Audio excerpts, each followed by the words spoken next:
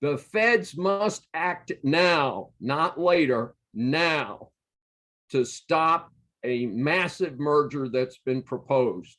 This is Dr. David D. Shine for Business Law 101, a special edition on monopoly. And many of you are aware of the fact that Microsoft, one of the largest corporations in the world by market capitalization, has proposed to purchase Activision Blizzard for $68 billion. That's right, folks, billion, not million. This is an extraordinary transaction, and we need to think about it a little bit. Why do we even know this company? You may not know the name of the company, but you've probably seen TV ads for Candy Crush. I don't know what that's all about, but I've seen the TV commercials, and apparently it's some type of computer game that's worth millions and millions and millions of dollars in revenue. The company also produces Call of Duty and some other obviously very popular games, so the company wouldn't have a market value in that kind of ballpark. My concern is the incredible concentration of money and power in just a few large corporations and the people who run those corporations. And we need to take a look at how we got here and what has happened in the past. The United States started its industrial revolution about 100 years after England. England, we have almost an official start. 1776, the year of the beginning of the American Revolution, was actually the beginning of the Industrial Revolution in England. And for the United States, we remained largely an agrarian power until the Civil War. The North won the Civil War because of industrialization. It was more industrialized than the overwhelmingly agrarian South. Following the Civil War, between 1865 and 1890, the United States had a dramatic industrial revolution of its own, but it also brought about the bad side, and that is something called monopoly.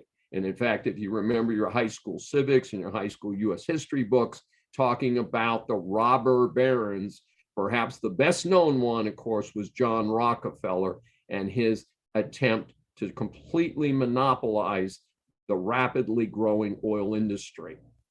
So in 1890, Congress passed the Sherman Antitrust Act, followed in the early 20th century with other laws to try and stop the concentration of power, to encourage innovation, encourage job creation, encourage small businesses who create many of the jobs in America and provide much of the opportunity and development of wealth.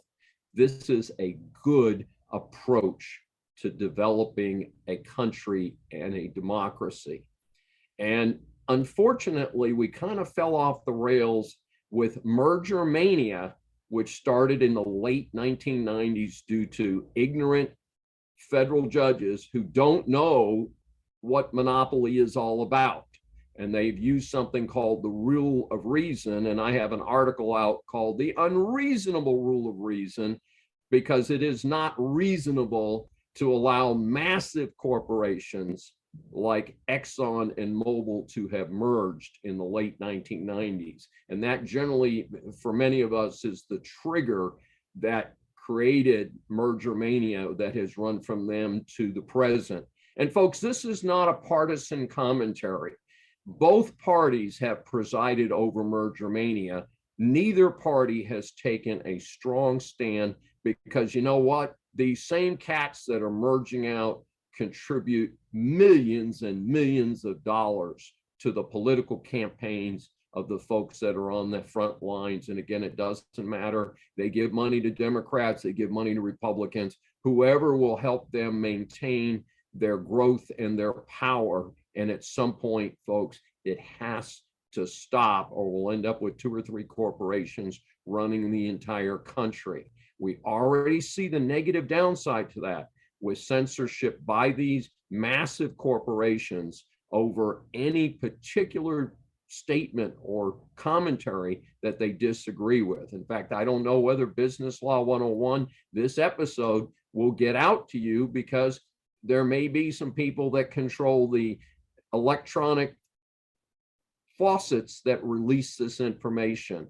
And although I think I've got enough outlets these days that it'll get out there somehow. To give you just one example, folks, when Exxon and Mobil merged in the late 1990s, it's estimated that within the first year, 14,000 well-paid jobs with good benefits were eliminated. This is what we're talking about. Lack of opportunity in a lot of places, and it's critical that we move forward. And so I'm calling on all of us citizens to talk to our elected representatives to say, you must have the Department of Justice, you must have the Federal Trade Commission, get activated, get rolling, and start acting in the interest of the American economy and not in the interest of billionaires and the politicians that are on their payroll. And I don't know that we can get there from here, but we must stop merger mania now. This is Dr. David Schein, Business Law 101. Thanks for joining us.